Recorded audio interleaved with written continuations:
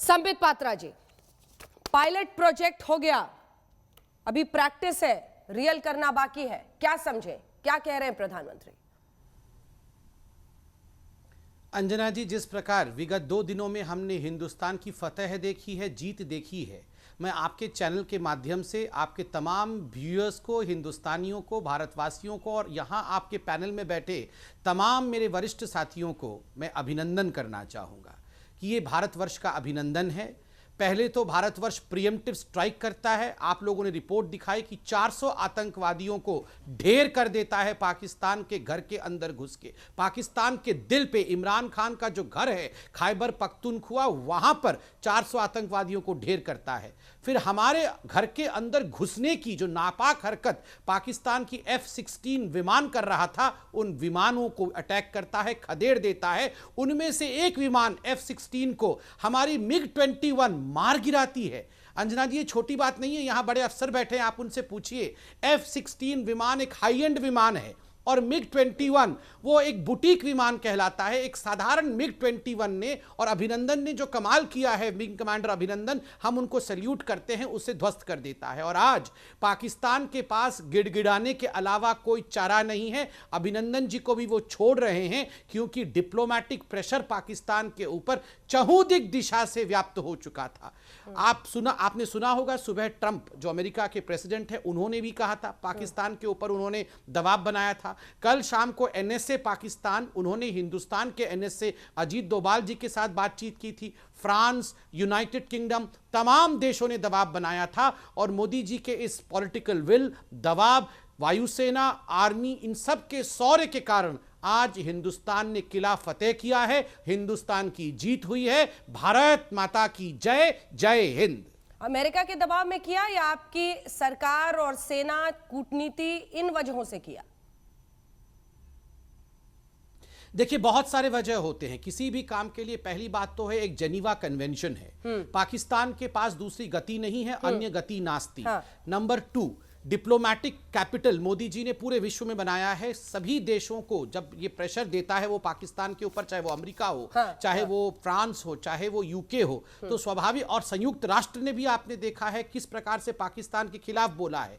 तो Pakistan buckled under the pressure. Pakistan के पास कोई दूसरी गति नहीं थी। वो बकल करती है और अपने घुटनों के बल पर झुक जाती है। याद रखिए, मैं अंत में कह दूं, somehow Pakistan is trying to sell this as a moral high ground. वो इसे बेचने का प्रयास कर रही है, मगर ये जो बोल पाकिस्तान के प्राइम मिनिस्टर इमरान खान की है, ये बोल नहीं है, ये गिड़गिड़ाहट है। इसे गिड़गिड़ाहट के रूप में ही देखिए। नैतिकता की धुरी पर क्या इमरान खान अपने आप को अब ऊपर प्रोजेक्ट करने की कोशिश नहीं करेंगे? जीडी बख्शी साहब इसी के साथ।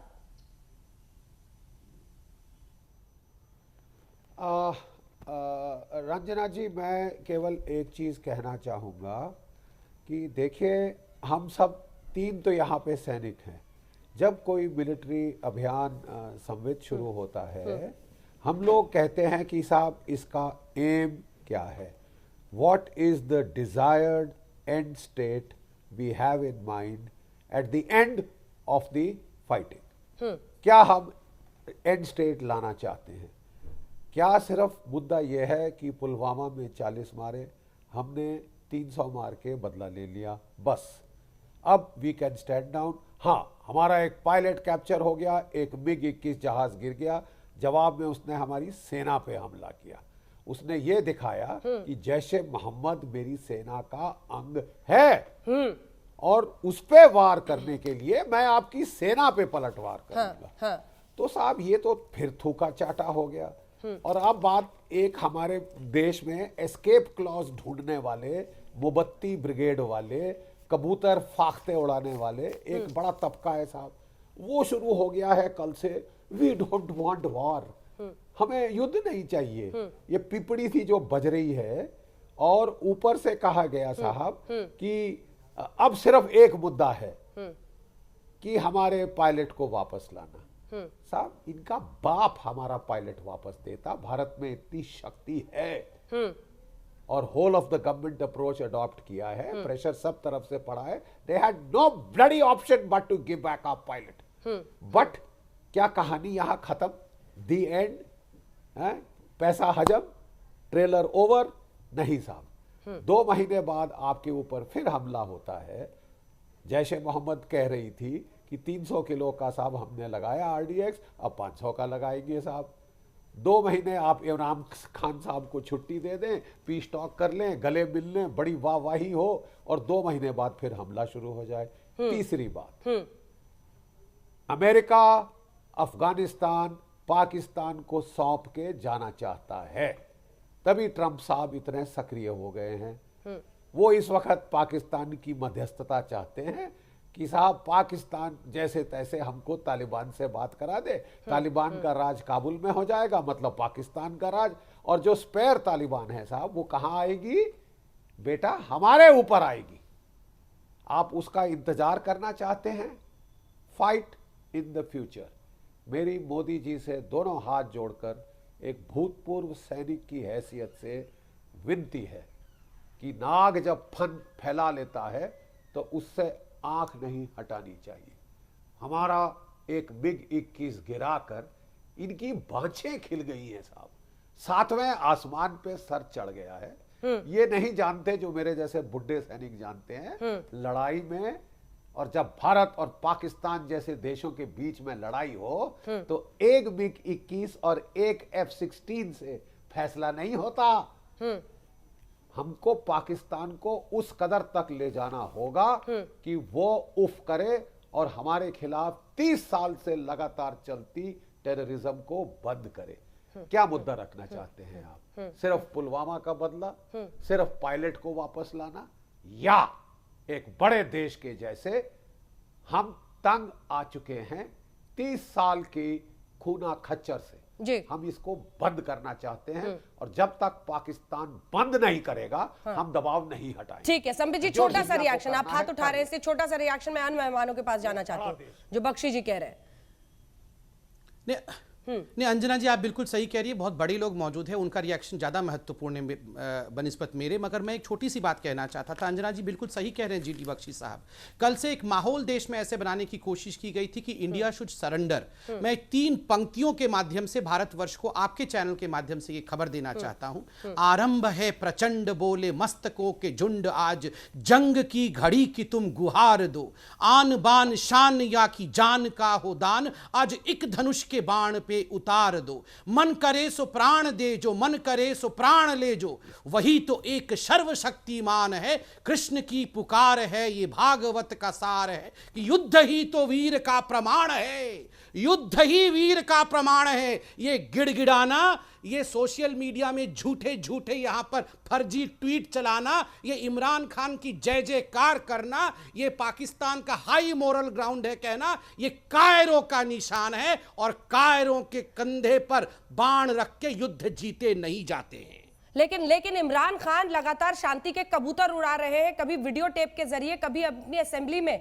तो परसेप्शन भी तो एक बड़ी चीज होती है, परसेप्शन भी तो विशंबर दयाल जी एक बड़ी चीज होती है। उसके बाद खुशबू संदर जी मैं आ रही हूँ। देखिए अंजना जी, पहली बात तो ये है कि जैसे जैन बख्शी ने कहा, मैं बहुत शॉर्टली बोलूंगा। पहले वी आर वेरी हैप्पी, बहुत अच्छी बात है, भारत की सरकार को बहुत बहुत बधाई है।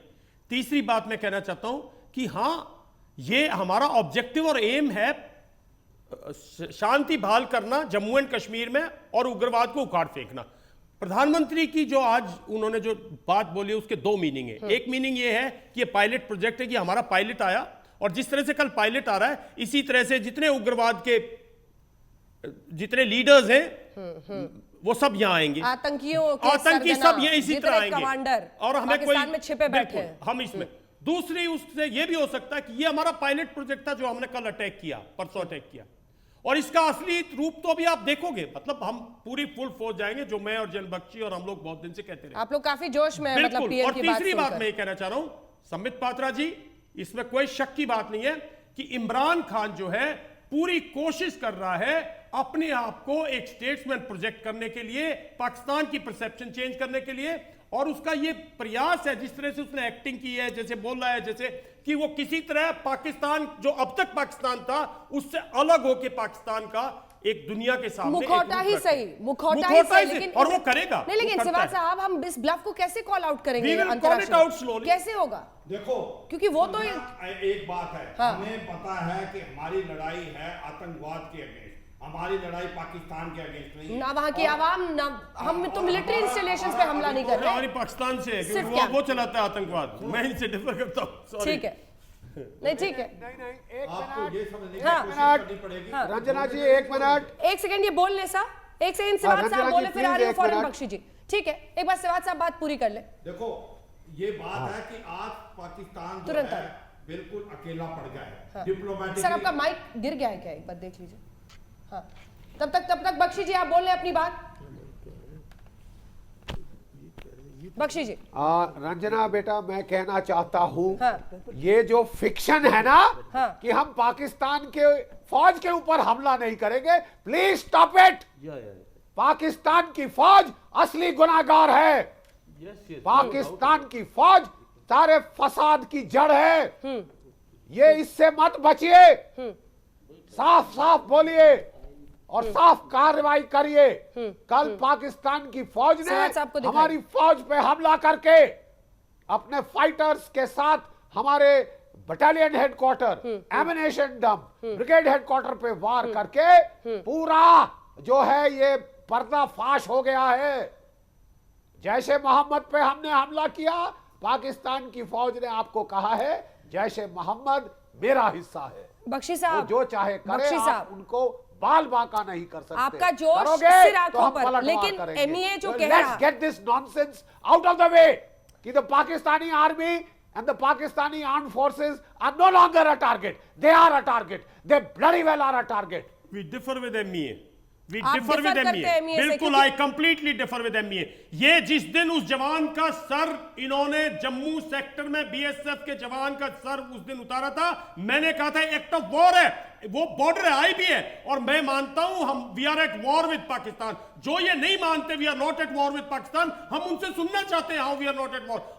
मैंने MEA बख्शी stand साहब ले रहा हम है। रिटायर हो गए एक ये देश- सुनते सुनते कि ये प्रॉक्सी वॉर है, पाकिस्तान स्पॉन्सर्ड है, पाकिस्तान अबेटेड है, पाकिस्तान ट्रेंड है, पाकिस्तान फंडेड है, हुर्रियत पाकिस्तान का एक्सटेंशन है। पूरी फौज को अगर ये मुद्दा खत्म कर दिया किसी ने, तो फौज के पास क्या मोटिवेशन है? हम अपने लोगों को मारने थोड़ी गए जम्मू एंड कश्मीर में। हम जम्मू एंड कश्मीर में शांति बहाल करने गए हैं, क्योंकि पाकिस्तान ने उग्रवाद फैला रखा है, हमारे नागरिकों को मार रहा है। वो हमारा प्रांत है, हमारे नागरिक है, और जब तक पाकिस्तान की फौज को नहीं टैकल करोगे, ये मेरा मानना है। मैं सम्मान सिवाज साहब आप का पूरा दोनों का, करता हूं। सम्मान आप दोनों का, लेकिन खोलते हुए खून से क्या एक पूरा मुल्क सोच सकता है? देखो MEA ना- कुछ सोच के तो ये कह रहा है ना कि हम नॉन मिलिट्री ऑपरेशन कर रहे हैं। देखो बात ऐसी कैसे है, bluff कौन? बिल्कुल जो भी बातचीत कर रहे हैं इसका मुद्दा है। पर एक बात यह है कि पाकिस्तान आज बातचीत करने को तैयार क्यों है? क्यों एक बार बार बार कह रहा है कि आप अपने पायलट को वापस देने को तैयार हैं? पायलट का वापस आना तो आना शर्तिया है, वो अनकंडीशनल है। हम नहीं उसके ऊपर कोई भी पॉलिटिक्स करेंगे। आपको पता है 2 दिन से पाकिस्तान का प्राइम मिनिस्टर अपने मोदी साहब से बातचीत करना चाहता है। मोदी साहब ने बोला कोई बातचीत नहीं, क्योंकि बात मुद्दे की है कि पायलट का आना तो जरूरी है, पर पायलट का आने से यह मतलब नहीं हम बातचीत स्टार्ट करेंगे। हम बातचीत तब स्टार्ट करेंगे जब आप ये टेररिज्म बंद कर दोगे। ये जो टेररिज्म की फैक्ट्री है जैसे मोहम्मद की और लश्कर तौबा की है, इनको बंद कर दें।